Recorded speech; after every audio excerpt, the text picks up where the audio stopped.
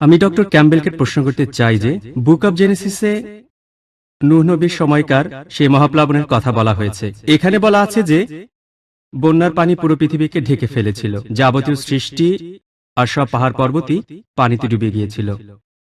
আরও আছে যে পৃথিবীর সবচেয়ে উঁচু পাহাড়টা ডুবে গিয়েছিল, আর সেটা ছিল 15 কিউবিট।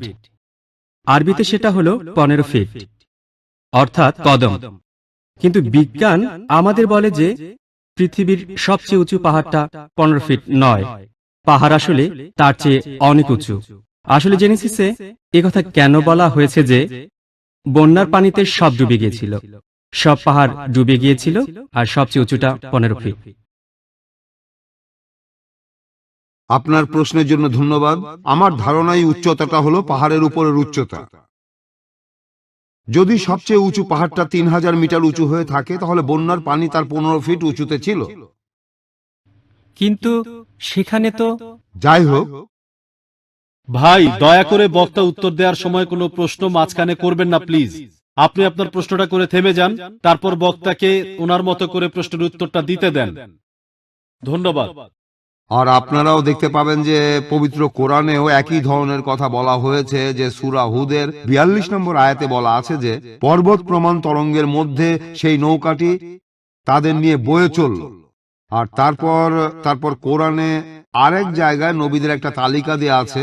নূহের আগে কোনো নবী আসেননি, আর তাই অবশ্য আমরা জানি আদমও নবী হতে পারেন, তবে নূহের নামটাও তালিকায় আছে।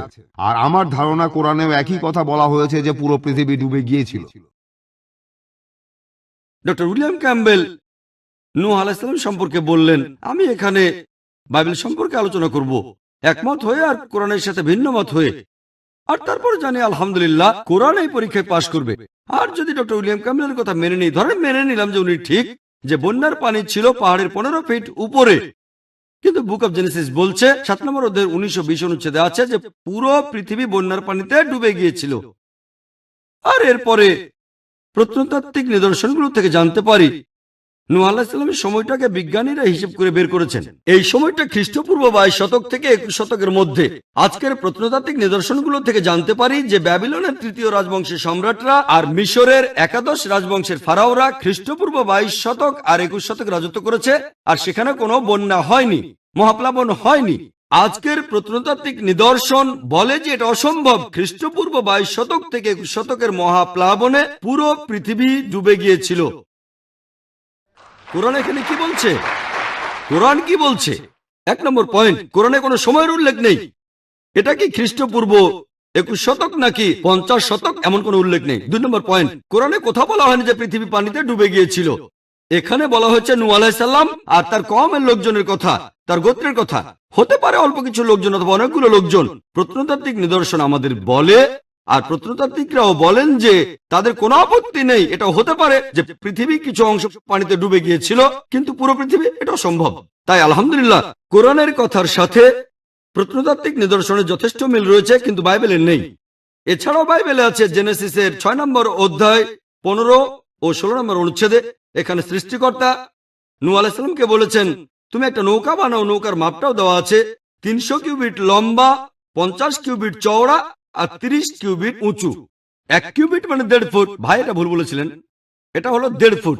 আর নতুন ইন্টারন্যাশনাল ভার্সনে 450 ফুট লম্বা, 75 ফিট চওড়া আর আনুমানিক 45 ফিট উঁচু। উচ্চতা হলো 30 কিউবিট।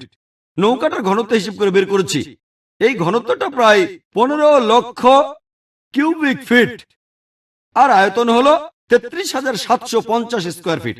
আর বাইবেল বলছে নৌকায় 3 তলা ছিল, 1 তলা, 2 তলা, 3 তলা। তাহলে 3 দিয়ে গুণ করলে পাবেন 1,01,250 স্কোয়ার ফিট। এটা হলো আয়তন। চিন্তা করেন, পৃথিবীর প্রত্যেকটা প্রাণীর এক জোড়া করে সেই নৌকায় উঠেছিল, যেটার আয়তন 1,01,250 স্কোয়ার ফিট। চিন্তা করেন, এটা কি সম্ভব? পৃথিবীতে লক্ষ লক্ষ প্রাণী আছে।